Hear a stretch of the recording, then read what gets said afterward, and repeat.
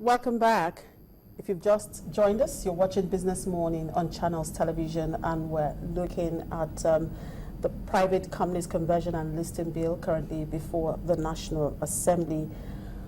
I still have here with me Mr. Kunle Ajabe, commercial lawyer, and Mrs. Wumi Oshuntuyi. She is the Secretary General, International Chamber of Commerce. Well, just getting some tweets here, and someone says his name is Special.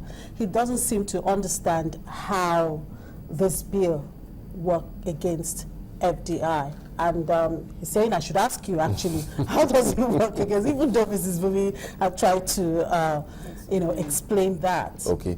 Very simple. For a businessman, whether in Nigeria or more particularly from abroad, looking at taking a business decision to come to Nigeria to do business, he just doesn't come and arrive at Murtala Mohammed Airport. He's going to ask questions, he's going to seek information before coming here, and even when he gets here, he's going to ask a lot of questions. Whether it's a safe place, and I'm not talking about security alone now, but even the regulations and the laws in place. Now, for most businessmen, they thrive on their ability to make choices. If this bill becomes law, it therefore means that if his company, this businessman's company, hits any of those thresholds in terms of turnover, in terms of shareholder funds, or in terms of assets, he automatically must go public. Now, that may not sit well with his own business plans. His plan might always be, let me stay private. It might be a family firm, it might be anything. He just doesn't want to go public, and we have to concede to him that he has that right. So if a law is going to take away that that freedom, then he might as well not come here. And if he's here already, if he's a Nigerian, for instance, he might, for instance, decide why he wants to go abroad. So we need to look at those consequences. Do we want to lose that? Already, despite challenges here and there, there is reason to believe that Nigeria has some appeal internationally. We want to be very careful about having in place any regulation, any law that would create fear or uncertainty about the appeal of Nigeria as an investment destination. So if only for that reason, we need to take it easy and be very careful about this bill. Well, someone else is also asking, even if they're being compelled to list, you don't have to list 100% of your shares. Yes, that is correct. You do not have to, by the bill, a copy of the bill itself, it says that you do not, or it doesn't suggest that you must list everything. If anything else, in fact, it gives some incentives, right, to companies. So we need to put that on the table too. But the counterfactual side of it as well is that if we're giving those tax incentives, in reality, the federal government might be losing some much more tax revenue as well. So all of this suggests that we need to think this through very carefully. What is wrong with the present situation now to warrant this bill, for instance? What gap is this bill seeking to cure? Now, the bill itself could even be challenged at some point, but that's a separate matter altogether. Okay, right. Let's get back to the tax issue, which of course is part of the incentives in the bill. Yes. It states that for a period of 5 years, a company that lists at least 40% of its issued share capital will be eligible for a tax incentive of a rate up to 1/3 of its applicable income tax. Yes. Now, listing of 30% of issued share capital is eligible for a tax incentive of up to 1/4 of applicable income tax, while a listing of 20% of issued share capital is eligible for a tax incentive at a rate up to 1/8 of applicable income tax. Now, even though some people have said, just as she mentioned, that with this, Nigeria is likely going to lose almost 5 trillion naira. How would that happen with all of these incentives? And it's to encourage them to come into the market. Well, the revenues which the federal government will ordinarily have earned may just be lost on account of giving this. Now, in comparing incentives. the revenue that would be lost and perhaps the advantage of having these companies into the market, I mean, that is what is suggestive of a broader consultation. Eventually, if assuming the bill is enacted into law, it should have taken into account points such as this. And that is why broader consultation is necessary.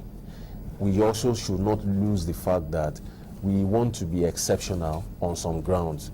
I am not personally of the view that this is the basis upon which Nigeria should be exceptional, given the fact that we cannot at the moment point to any other country of note that has passed a similar legislation. Okay. Now, you are a commercial lawyer. Yes. Can this bill be challenged in court? Well, good point. You cannot, in my view, challenge a bill because it is still within the National Assembly. You can challenge it when it has become law. To challenge it as a bill is to say that the National Assembly cannot perform its constitutional role, which, I mean, doesn't make much sense, and not much merit can be ascribed to that. So if it becomes law tomorrow and a person or persons feel sufficiently aggrieved, they can go to court and challenge the entirety of the law by that time, or a section of it. I must say that I have some reservations about certain portions of it. I think left as it is, it can form the basis of a challenge if and when it becomes law. Okay, so when it becomes law, Mrs. Bumi Oshutui, how do you think the private companies that may be affected, approach this, aside from perhaps going to court? Well, I think that, they have to form a lobby group. There has to be a lot of advocacy on the matter. And like I said, it's more of questioning the business confidence in the economy. And so they need to, they need to visit the National Assembly if need be. They need to go to the presidency if need be. They need to involve the Minister for Trade and Investment and, tell him the implication, because he's the one that is encouraging many people to come into to do business in our environment. And they need to have a voice, maybe at the top level for the Federal Executive Council. They need to, bring their issue as a key discussion point for the federal government to look into. And I'm sure that the federal government has a listening ear, and these are opportunities. And I know that proposals of these bills would also have listening ears. It's important for us to sit together and harmonize issues and discuss more. But in the area of advertising, one of the things I learned is that nothing sells a product than that product itself. So for the Nigerian Stock Exchange, they also have a whole lot to do to woo these organizations to be part of the Nigerian Stock Exchange. Right, now, just one last one. Could this be compared to the indigenization decree of the 1970s? Yeah. To a large extent, yes. To some extent. Not exactly, they're not exactly the same, but there's some similarities. But I will hasten to add that the indigenization decree was in a different era. We've moved on. The global economy has moved on from the philosophy that informed indigenization. To go back to that now, we need to be extremely careful. All right. Looking at this whole thing generally, what do you think should be the way forward? How best do you think government can actually approach it? Okay, my views about it is I think the government will be open to listening to diverse views on this, and hopefully a forum like this helps, but there will be need for more engagement on the part of the National Assembly, the organized private sector, and other organs of government, so that what is best for the country, obviously, is what should be put forward by way of legislation. I think what this bill at this stage requires is for stakeholders to come together and agree on how to take this forward. It may or may not necessarily be this bill. All right. Mrs. Oshutui, I concur with his suggestion. All right. I agree absolutely. Right. Thank you very much, gentlemen. and lady. Thank you. Thank you. Right. Well, I've been speaking with Mr. Kunle Ajabe. He is a commercial lawyer, and Mrs. Wumi Oshutoye, the Secretary General, International Chamber of Commerce, and we've been looking at the Private Companies Conversion and Listing Bill currently before the National Assembly. And for them and for some of the people that believe government needs to really look inwards and try to do a lot of consultation before going on with such bill as passing such bill as it is now. It's going to be detrimental to the Nigerian economy. Well, it's on that note that we wrap up today's edition of the program. Thank you very much for being part of it. Do remember to join us again, same time tomorrow.